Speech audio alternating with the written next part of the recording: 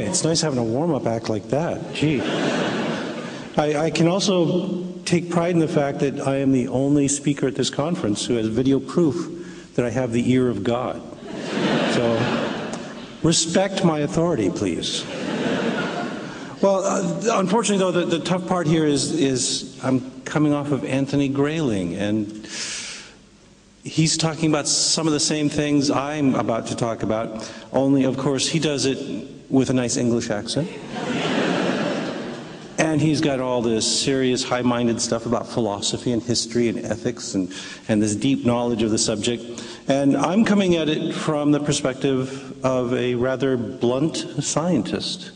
And what I'm going to tell you today is that science and religion are incompatible, simply, completely, irreconcilably incompatible. And I can give you the bottom line message in case anybody needs to leave, and that is that science and religion are incompatible in the same sense that the serious pursuit of knowledge about reality is incompatible with bullshit.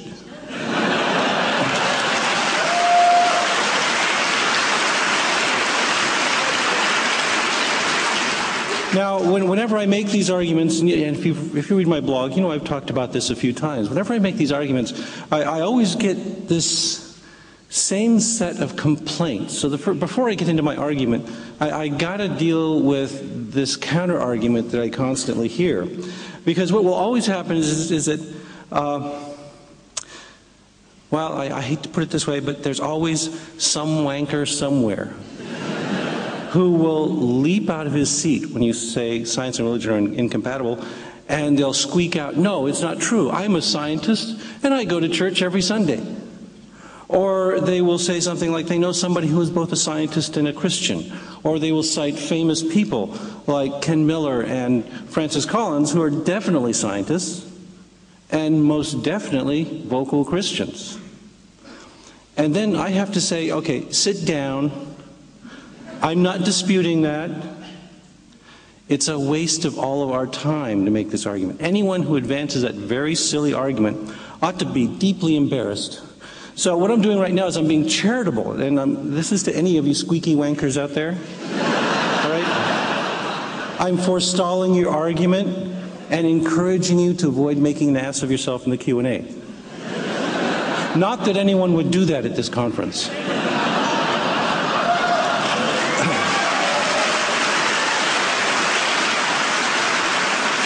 So here's the problem with that argument. Let me tell you about Dennis Rader. Dennis Rader is definitely an evil man. I have no hesitation about using that word in reference to him. He's more notoriously known as the BTK Strangler.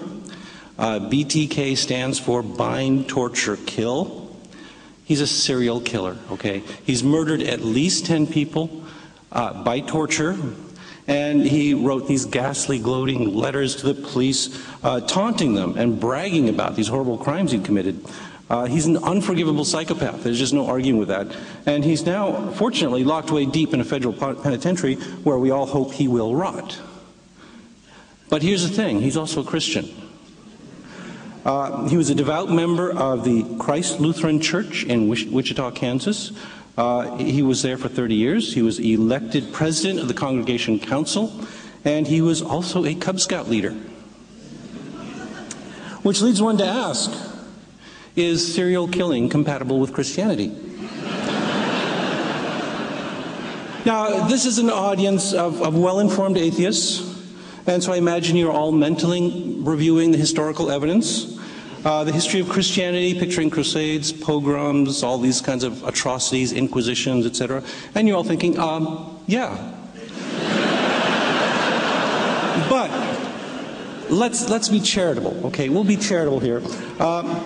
Christianity has gradually moderated its intolerance over the years. Nowadays, it's not quite as rabid as it used to be. Which reminds me of the best definition of a new atheist I've ever heard. A new atheist is just any old atheist that the Catholic Church can't legally set on fire anymore.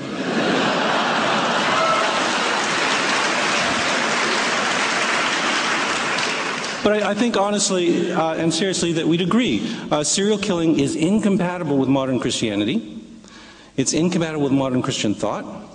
and also incompatible with the high-minded ideals of the religion. And I will agree that religion does have many high-minded, good ideals to it.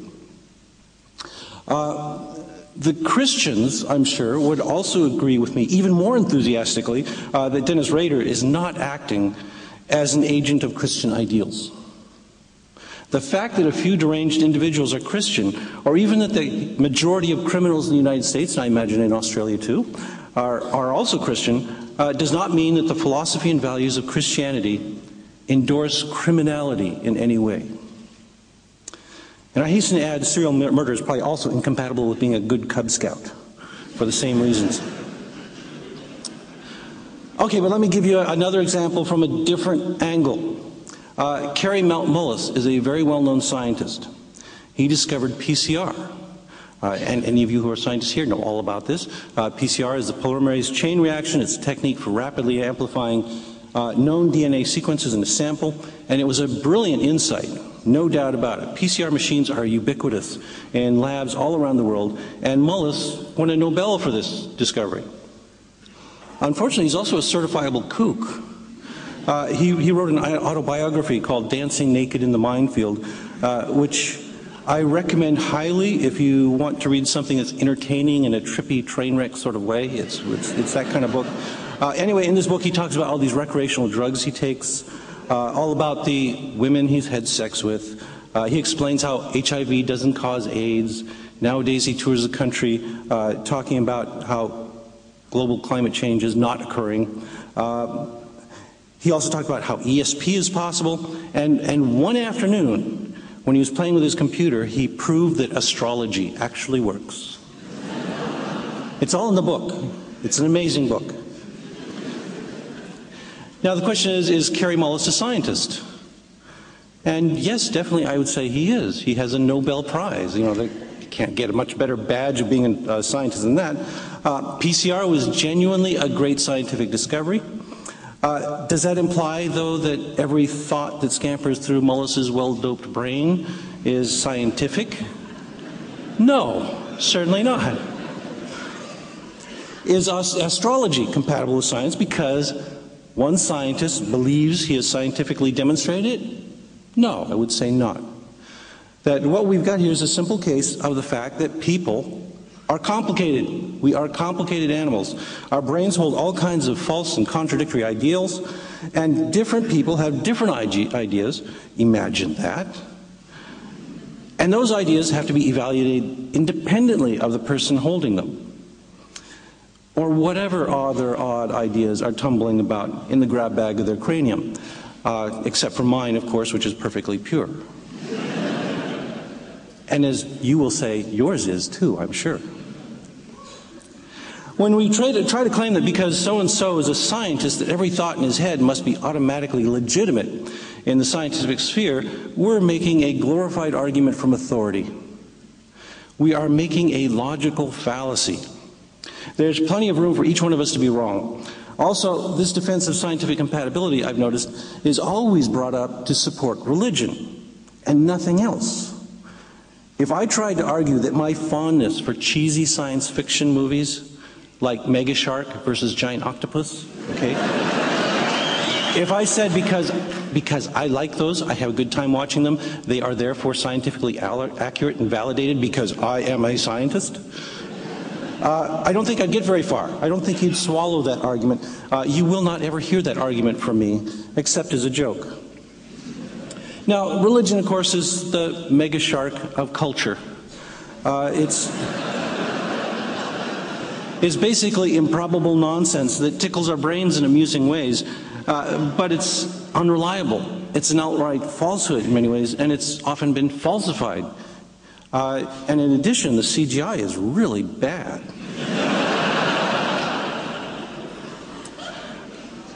Now, I have to add another qualification here. My complaint with religion isn't that it necessarily turns people into terrorists. I've often heard this argument.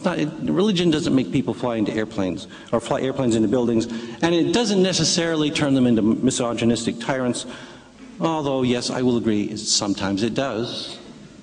I honestly believe from my experience that almost all religious people are good, decent, ordinary human beings, sharing many of the same values, such as love of family, a desire for economic stability, and a willingness to get along within their tribe at least, that almost all of us here in this room share.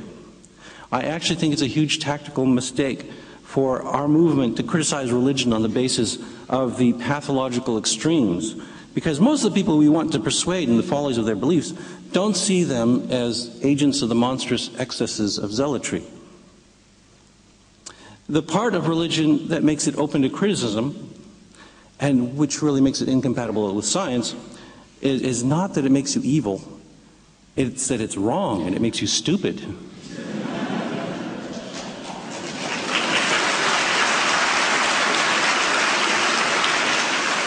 And to further this argument, what I would say is that, many of the religious apologists out there are not stupid people. They are often brilliant people working in the field of theology and philosophy, smart people everywhere. What they are, though, is the religious apologists, at least, are smart people who can build these amazingly intricate rationalizations for whatever weird practice they favor, whether it's ritual cannibalism, or praying to spirits, or treating women as chattel. And they always build this on this terrible shaky foundation of false premises. The justifications they construct can either lead to, for instance, institutionalized charity, which I think is a good thing. Religion has had some promising successes that way. But it can also lead to tribalism and holy war, which I think is generally a bad thing. And either one is about equally supported when your source of authority is an invisible man in the sky who whispers these inaudible orders into the brains of his priests. Okay, there's no way to evaluate which of those answers is the best. And that's my primary gripe with religion as a scientist. Not necessarily it makes good people do evil things, because I'm thinking I'm the kind of person who optimistically believes that most people are out to do good for their fellow human beings, and they use faith like a Ouija board to just express their desires. No, it's not because they're evil, it's because religion makes smart people do stupid things, and scientists do not like stupid.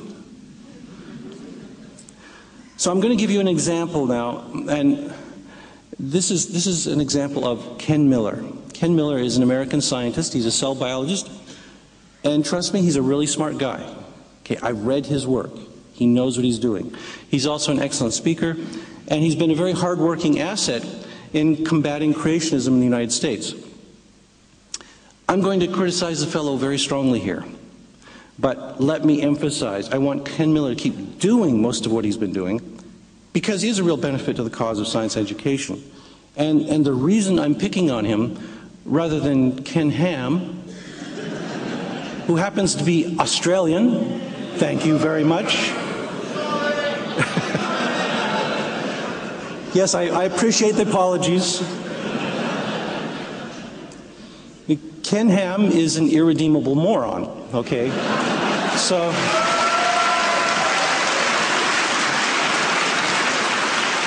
he's not a good example for my argument. On the other hand, Ken Ham is a good, smart scientist. And what I want to make a case for is that religion has poisoned his brain and made him think some very, very stupid things. That's the danger of religion. Okay, here's a specific example. So Ken Miller is a biologist. He's familiar with the evidence for evolution, and fortunately, Catholicism has no official complaint with evolution, because Ken Miller is a Catholic. He keeps on telling us he's a Catholic. It's part of his shtick, okay? So Catholicism has no official complaint with evolution, and much of Miller's popular writings are all about why evolution is a fact, and he's very good at knocking down the follies of creation. See, he's a smart guy. But then the problem with his writings emerge whenever he has to try and reconcile evolution, which is an impersonal force with some rather heartless and cruel implications, with his Catholic belief in a loving God who intentionally created us. There is absolutely no scientific evidence for such a being. There is no evidence that we are the product of anything but chance funneled through the filter of natural selection. And Miller knows this. He knows there is no scientific evidence for his beliefs. So he had to invent a loophole. He had to invent this contrived little excuse to wedge his God somewhere in the whole process of evolution. And he does it in a way that excuses the absence of evidence. So he makes what he likes to call explicitly scientific arguments that God is found in a process called quantum indeterminacy. Okay? That is because the behavior of subatomic particles is not fully predictable. There's a lot of slop in the behavior of what these things do at a very tiny level of the universe. And what Miller likes to claim is that God can intervene in subtle, undetectable ways. God is playing with loaded dice, and he's really good at putting in a fair set of dice whenever we try to scrutinize the process. So basically he's saying God cheats at physics. And of course the operative word here is undetectable. He's saying you cannot see this. Now I have to cite a real authority here, Terry Pratchett.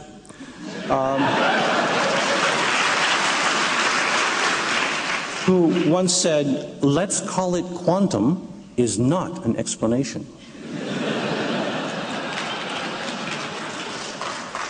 Now, can I disprove his assertion? No. Miller has carefully crafted his explanation to be completely untestable. And as anyone with even a passing familiarity with science can tell you, untestable explanations with no supporting evidence at all are not scientific. They're what we call in technical terms bullshit. It's an entirely religious argument. And I'm using that word in the same sense as saying it's a really stupid argument. For one thing, you have to ask, okay, how does Ken Miller know that his God worked by nudging an occasional cosmic ray into bumping into a particular nucleotide in the DNA of our ancestors? Because I know no one has seen that. And he's even admitted there's no evidence for this. It's unobservable. You can't detect this. The entire point of this exercise is to invent a way for God to do something without ever doing anything. So how does he know this? Well, he doesn't. And what it seems like is that Miller hasn't read what should be everyone's source book for the basic principles of critical thinking.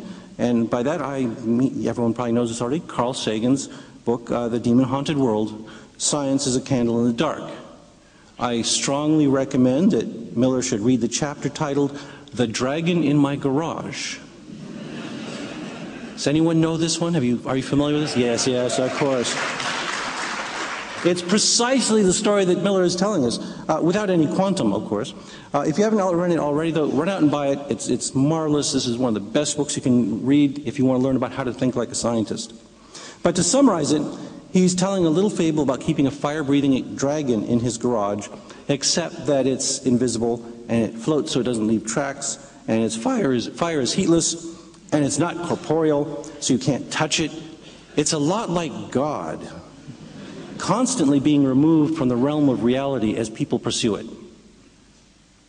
And Sagan's conclusion is the smart one. It's how we should treat God and how we should treat Miller's little quantum story, in that the only sensible approach is tentatively to reject the dragon hypothesis, to be open to future physical data, and to wonder what the cause might be that so many apparently sane and sober people share the same strange delusion. Does that sound familiar? Yes, it does. Now, I'm not through with Miller just yet, though. In a recent magazine interview, he compounded the stupidity of his explanation in a way my jaw just dropped when I read this. He's got an excuse for this quantum indeterminacy thing. He says, this sort of sly intervention, he argues, is vital to the Creator's project. Again, he must know the Creator's project somehow, but he doesn't tell us how. If God were to regrow limbs for amputees, for instance, if God were to perform the sort of miracles demanded by atheists as proof of his existence, the consequences would be disastrous. Okay, I'll warn you, the disastrous consequences aren't for the amputee, who would probably be very grateful. They are disastrous for the Catholic Church. Suppose that it was common knowledge that if you were a righteous person and of great faith and prayed deeply, all of a sudden your limb would grow back, he says. That would reduce God to a kind of supernatural force. And by pushing the button labeled prayer, you could accomplish anything you wanted. So far sounds great, okay? But he asks, what would that do to moral independence? This is the disastrous consequence. That having access to something that would make something powerful and useful might make us morally compromised. Apparently, Ken Miller does not use a washing machine and dryer.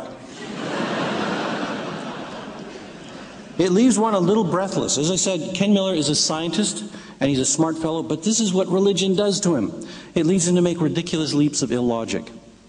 His argument for why God doesn't heal amputees also reveals that he hasn't read another important work in the scientific literature. I speak, of course, of Douglas Adams' Hitchhiker's Guide to the Galaxy.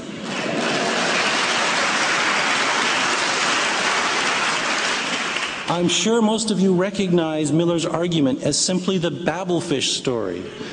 So the Babelfish is this incredibly improbable organism, a small fish that you can stick in your ear, which uses telepathy to act as a universal translator. And here's what Adams says about it. Now, it is such a bizarrely improbable coincidence that anything so mind-bogglingly useful could have evolved purely by chance, that some thinkers have chosen to see it as a final and clinching proof of the non-existence of God. The argument goes like this.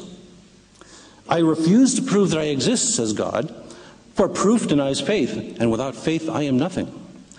But, says man, the Babelfish is a dead giveaway, isn't it? It could not have evolved by chance. It proves you exist, and so therefore, by your own arguments, you don't. QED. Oh dear, says God, I hadn't thought of that, and promptly disappears in a puff of logic.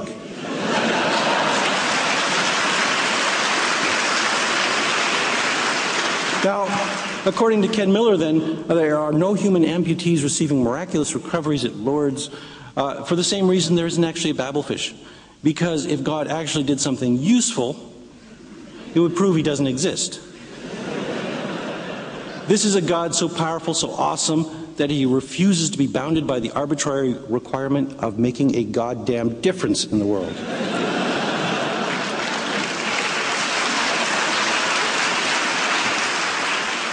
Now, I have a couple of other problems with Miller's argument. Once upon a time, I did research on amphibian regeneration. You can take a newt and snip off a whole leg with a pair of scissors. Great fun in the labs. And you wait a few weeks to months, and it grows back. It's perfectly functional. It's normal. It's hard to tell it apart from the undisturbed limbs. I've done this a whole bunch of times, and I've never noticed that I was disproving God all that time. But I'm wondering now, perhaps that's why I'm an atheist. And all I have to do is get Miller into a newt lab, and we will be able to get him on our side, too. Of course, there are other alternatives to that interpretation of the experiment. It may be that God just loves newts more than he does us. Or another horrifying possibility is that perhaps newt wish fulfillment has destroyed their moral independence.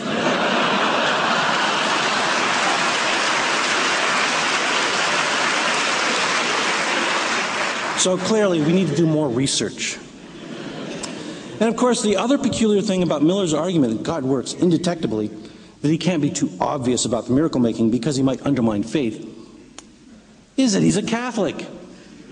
He believes that God turned into a man and wandered around the Middle East turning water into wine, walking on water, curing leprosy, and raising the dead, which I think is much more impressive than growing back a limb. And doesn't that make God a supernatural force right there?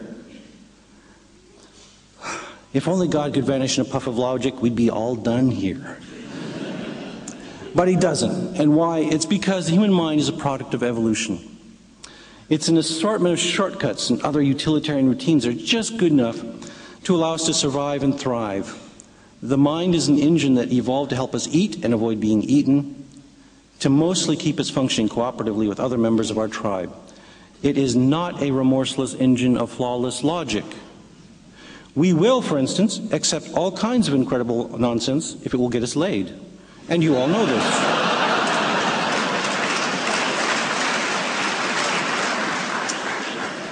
What science is it's a process that helps us overcome the shortcomings of our minds. These are sloppy operations going on in our head, and what they are is a set of checks that allow us to operate more efficiently, more logically, when we're carrying out important actions. Well, maybe not as important as getting laid, but important actions that help us understand the world around us. They're not necessarily, so what we've got here is a world that is often counterintuitive to our brains, and we need a method to overcome the biases that we have, and that's science. Richard Feynman had this excellent short description of what science actually is. It's a one-liner. You should memorize it. Science is what we do to keep from lying to ourselves. It's a way of thinking in which we're constantly aware that we could be wrong in our preconceptions, and so continually define new tests of our ideas. It's a way of breaking out of the faulty modes and models that evolution has granted us. On the other hand, of course, religions are the lies we tell ourselves to justify our biases. Rationalizations, which is all that religion can generate, do not represent new knowledge. At best, religion generates comforting noises to mask the fact that someone is starving to death, or is dying of cholera, or has had a crusader stick a sword in his chest. That is all it has accomplished in the millennia of its history. It has not improved our ability to grow food or treat disease, nor has it given us any new insights into our origins and existence.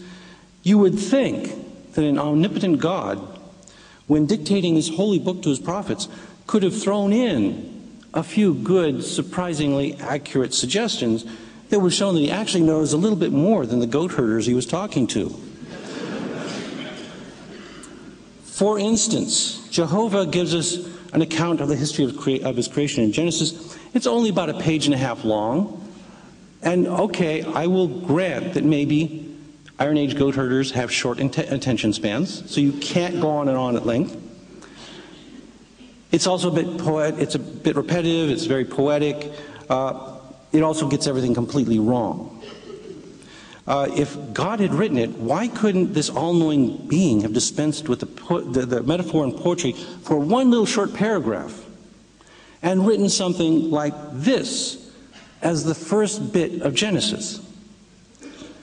As many more individuals of each species are born than can possibly survive, and as consequently there is frequently recurring struggle for existence, it follows that any being, if it vary however slightly in any manner profitable to itself, under the complex and sometimes varying conditions of life, will have a better chance of surviving, and thus be naturally selected.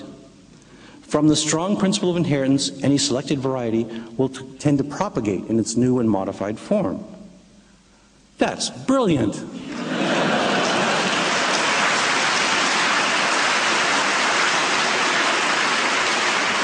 It's not just brilliant, it's beautifully expressed, and it's short, and it doesn't use any jargon.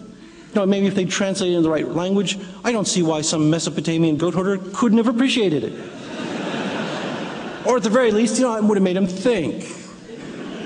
And he could have sat there and contemplated it, and he might have started thinking about, well, let's do some experiments with the goats. Instead, the human race had to wait until 1859 when Charles Darwin wrote those beautiful words. To actually learn something deep and profound about the process that creates biological diversity, why couldn't we have gotten that little hint in the book of Genesis? I'd be a Catholic now. Okay, or if you think evolution would be a little bit too deep for these Iron Age goat herds, God could have at least told them, wash your hands.